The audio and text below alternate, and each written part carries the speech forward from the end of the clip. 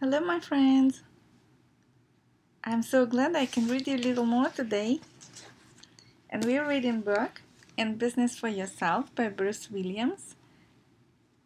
And I really like this book. I like the cover of this book too very much. And Bruce Williams, who wrote this book.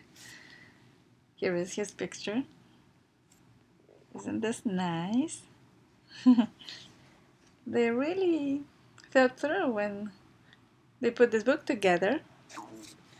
Well, it is kind of raining today, so I'm doing more reading. And next part is in a chapter that calls Startup Money. That is very important when you're starting up your own business by bringing to life your own idea or buying already existing business. It's good to be able to get some startup money if you don't have it. So here are a lot of suggestions in this book.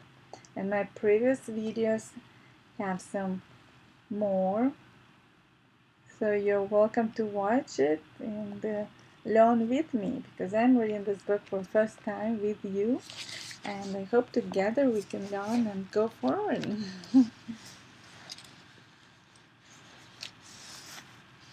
So this part calls Minimize Your Obligations.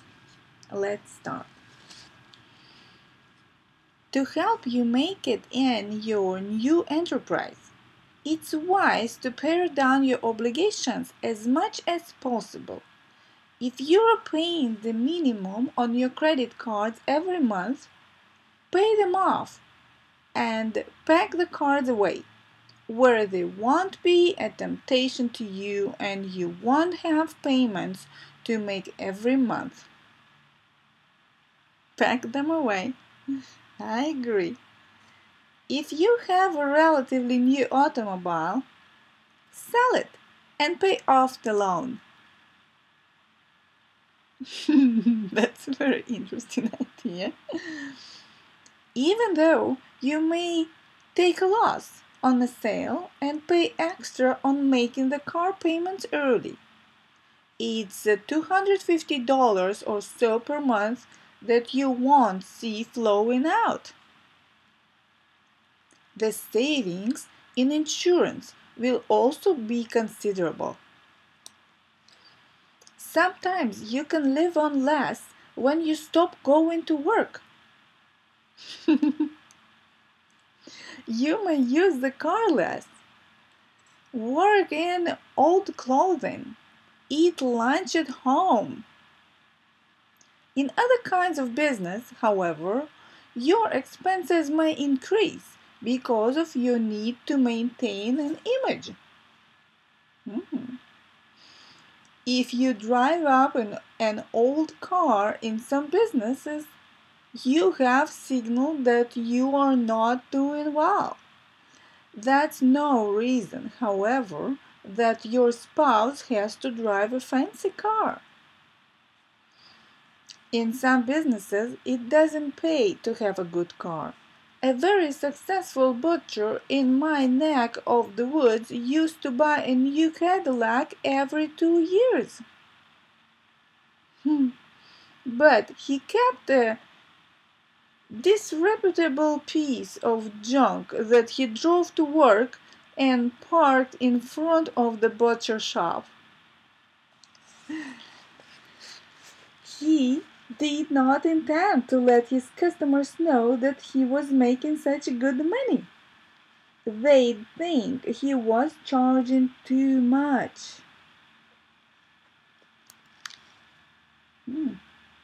I would never suggest that you drop your life insurance coverage, but you might consider converting a whole life policy into a term policy, which would cost a lot less and still give your family protection.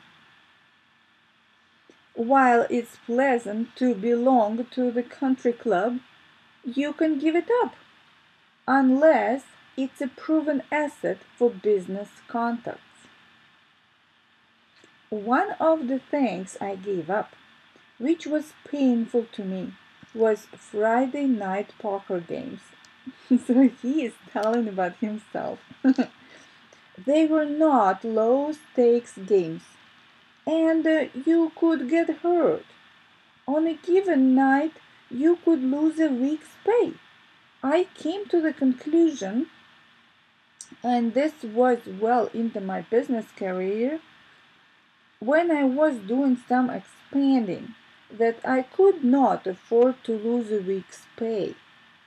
I played well enough to win it back the next week, but the money was too tight for that kind of a loss, even temporarily. I hated giving it up for two reasons. First, because I loved it, and second, it was even more difficult to tell the guys I was playing with that I couldn't afford it.